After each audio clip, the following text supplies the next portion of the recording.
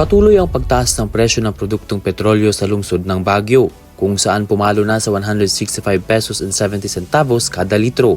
Dahil dito, ramdam na ramdam ng mga tsuper, negosyante at maging ng mga pamilyang umaasa sa araw-araw na biyahe ang bigat ng gastusin. Sa kasalukuyan, pinakamataas ang presyo ng diesel sa Shell na naglalaro sa pagitan ng 159 pesos and 80 centavos hanggang 165 pesos and 70 centavos kada litro. 105 pesos and 40 centavos hanggang 109 pesos and 30 centavos naman ang gasolina. Ang presyo ng diesel sa Caltex ay umabot na sa 161 pesos and 70 centavos hanggang 164 pesos and 70 centavos, samantalang gasolina ay 110 pesos and 11 centavos hanggang 113 pesos and 40 centavos at ang kerosene ay 126 pesos. Sa gitna ng krisis, napipilitan ang maraming pamilya na maghanap ng alternatibong paraan upang makatipid.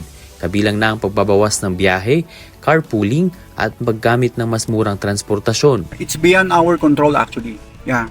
So during this time na it's beyond our control, we need to take some measures.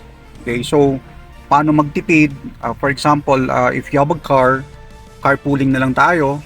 And then if you're using a motorcycle, usually ganun din, konting siguro kung gagamitin lang natin yung mga sasakyan natin, we need to along the area lang natin.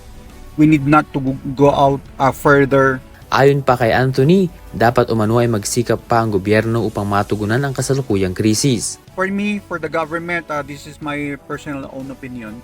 I think they need to do more. Let's talk more work or more actions. Kasi the way I see it kasi masyadong maraming talking.